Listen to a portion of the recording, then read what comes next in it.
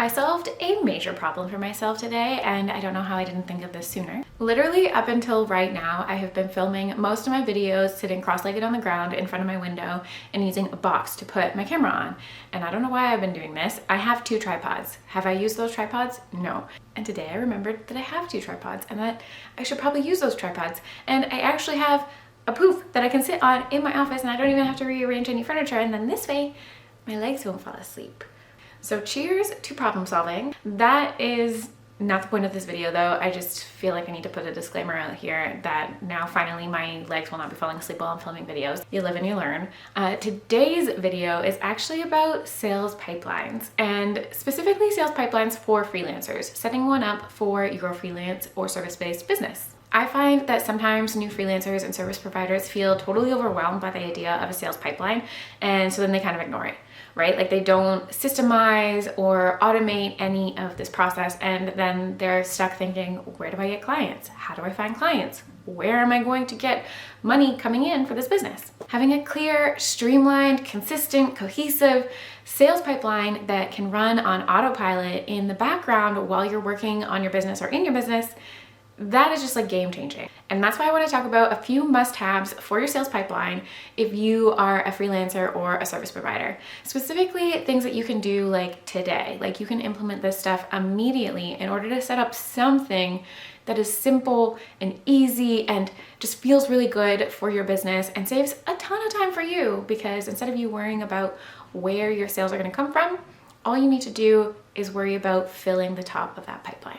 So hey, if you don't know me, I'm Jill Wise. I'm a brand and marketing strategist, a conversion copywriter, and a business coach. And through both my Done For You studio and my education platform, I've worked with, coached, and taught literally hundreds of entrepreneurs how to make good money online. And I'm also a mom, and I don't know if you can hear in the background, but baby is running around. He just woke up from his nap. His dad is handling lunchtime so that I can finish this video. But a lot of the time I'm juggling my business with that, which means that I can't do everything in my business myself. I've had to learn how to streamline and automate whatever I can and delegate the rest so that when I'm working on my business, I'm focusing on the stuff that I truly need to be doing, like filming these videos, and not worrying about all of the little details. If you're watching this video, I bet you can relate, whether you are a parent or not as well, but we all have other things outside of our business that we need to be doing, or things in our business that deserve our attention too. So that's why we need to focus on building solid foundations, like a working pipeline, in order to fuel our business. But before I get too far into it, I would love to invite you to my free live no pitch webinar that's happening on May 17th of 2023. 90-Day Focus is a strategic planning, part webinar, part workshop designed to help you hit your 5-figure monthly goals in the next 90 days. Over the course of an hour, we're going to learn what you need to prioritize that's unique to you, not just what I'm telling you to do, but you are actually going to figure out what's important to you and what you need to do in order to hit those big picture goals. I'll leave all the information for 90-Day Focus linked for you below, but I would love to see you there if you happen to see this before May 17th of 2023. Now let's get into the must-haves in your sales pipeline if you are a freelancer or a service provider. Okay, but first, what is a pipeline? When I'm talking about this, sometimes people who are into like the whole businessy side of business, like their eyes glaze over. You're like, Jill, I just want to do my thing. Like I just am really into writing or designing, and I just want to do that and not have to worry about these details.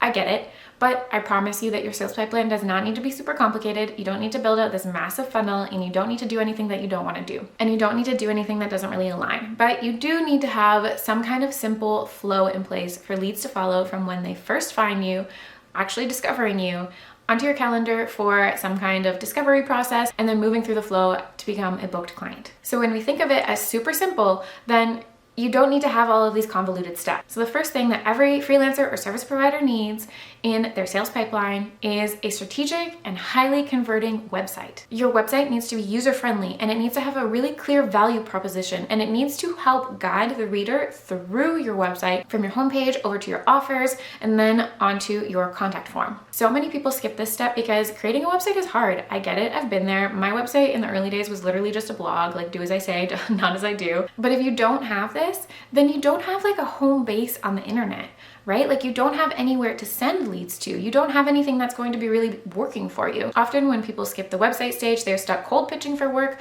They're stuck in their DMs on Instagram. They're stuck commenting all over the place on LinkedIn and hoping that something hits, but they don't actually have anywhere to send people to. And that is not scalable. You can't streamline any of those. I don't care how many people are pitching you in the hidden messages folder of your DMs telling you that they can do the cold outreach for you. It is not scalable and you can't streamline it.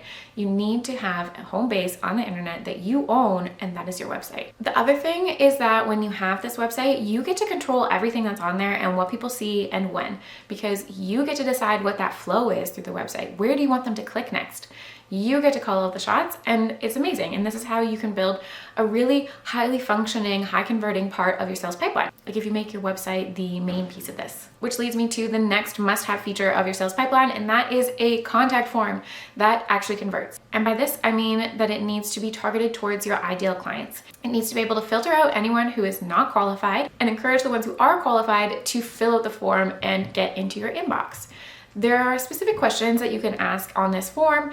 It's going to be different for every single service provider and freelancer, so I'm hesitant to give like just generalized advice, but basically when you're putting together a contact form, I need you to think about what do you need to know before you get on like a sales call with them? What information is helpful for you to have in order to show up to that call prepared? And what do they need to share with you in order to put like some skin in the game so that they actually show up to this call if a sales call is the next step in your process? So that's just one example, sales calls, but you don't have to do sales calls if you are a service provider. Not everybody does this. It just is a good example to use. Basically, you just need to be thinking about what is happening on that contact form and how is it going to guide them to the next step. Some people do applications, some people do very minimal ones, and there's probably a balance somewhere in the middle that is going to work for your ideal clients, and you need to know who your ideal clients are if you're going to know exactly what to say in this form too. So that's something to consider in your sales pipeline. I don't want to get too much into the weeds here because I could do a whole entire video talking about the specifics of this. So let's get to the next point, which is that if you are a service provider or a freelancer, you absolutely need to have a CRM to manage your leads. There is nothing worse than reaching out to somebody and not hearing back from them for days because they just like lost track of their inbox and they don't have any kind of auto reply set up, and you on your end don't have any kind of tracking system set up.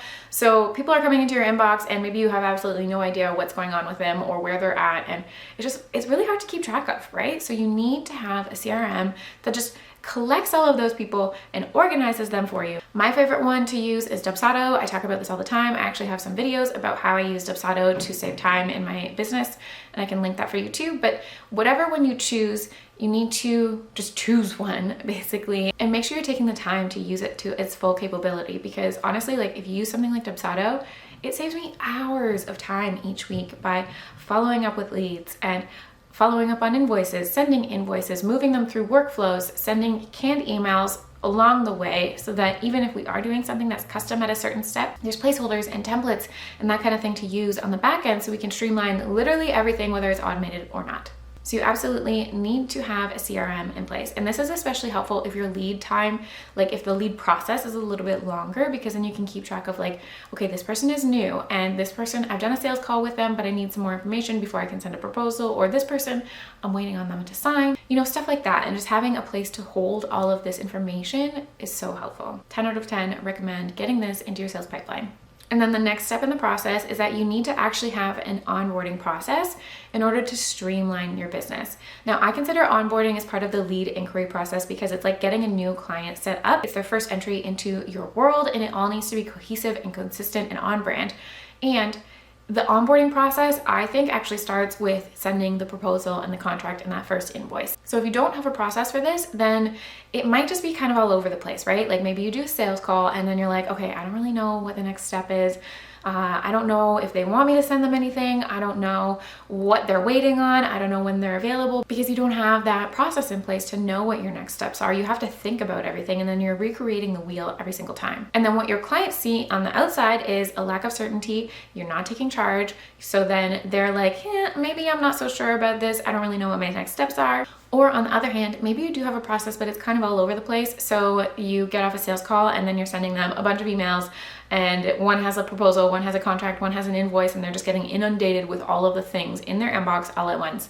That is overwhelming for clients, and you don't want to do that. It's up to us to make it super easy for them. Like make it the easiest yes possible. Shout out to everyone who watches Love is Blind with me. You'll get that reference, but you want to make it the easiest yes possible. Streamlining your onboarding process is one way that you can do that. And it's crucial in your sales pipeline because it's like the close of all of this work that you've been putting in before this point. So you need to make sure that this is on point. And finally, the last thing that you need in your sales pipeline, if you are a service provider or a freelancer, is a marketing strategy to drive traffic to the top of your pipeline. There are so many things that you could do here. There are so many channels you could choose. There are so many ways that you can connect with your ideal clients. It doesn't really matter how you do that in the beginning. What matters is that you pick something and you stick with it. I talk about this all the time. You need to be consistent with your marketing efforts. And when you have this pipeline in place, you don't have to worry about all of these other details because it's either working in the background for you because pieces are automated, or you've taken the decision-making process out of things so you don't have to think twice about each step in the process, so you can focus your efforts elsewhere. And when you can focus your efforts elsewhere, you can focus it on things like your marketing. And you can make sure that your marketing is super on point to attract and resonate with your ideal clients and get them into the top of that pipeline. Some examples are showing up on social media, or starting an email list, or going to networking events and just telling people, hey, go to my website. This is a good resource for you. There's a ton of things on there for you. You can pitch yourself to guest on podcasts. You could start a podcast. There are so many things that you can do. You just need to make a plan and stick with it for a while and see what works for you. Of course, as your business grows, your pipeline is going to grow and evolve as well. Mine looks super similar to what it did a few years ago, but of course there are different steps in the process now. Like, these are just a few of the basic foundational steps that I would recommend doing, but there's a bunch of other things that you can add in along the way. For example, you could space out your contact form to have the initial contact and then maybe you send them an application form, or maybe they fill out the initial contact and then you send them some additional information before they even get on the sales call with you. There are so many extra little steps and pieces that you can add in. And you can also get more and more strategic and refined with your website itself in what you're saying at what stage in order to get them to click onto the next page. All of these are when you get much more advanced, so you don't need to worry about them in the beginning. In the beginning, I want you to just focus on putting together something simple and something that works for now. Too often we get overwhelmed with that bigger picture and we don't need to do that. Do what works now, and then you can always come back and evolve over time. That's what I've done for myself, and that's what I've helped a lot of clients do as well. And honestly, this idea that it's in constant evolution, it makes things just feel so much easier. So I'm gonna pause here today, and hopefully you are able to take a few things from this video and implement them right away. Whether that's looking at your website or your contact form or your marketing strategy, pick something and start there. If you like this video, don't forget to like and subscribe, and maybe leave in the comments what thing you're going to work on first. Also, don't forget that you are invited to 90 Day Focus happening on May 17th, 2023, and I am so excited to see everyone there. It's going to be great. And I've run this webinar in the past and people have found it really valuable because they walk away with like an actual implementable plan. I always try to give you something actionable that you can do, as you can see from this video. I hope to see you there, and I'm excited to see your comments of what you're going to work on next in the comments below here. And as always, thank you so much for watching.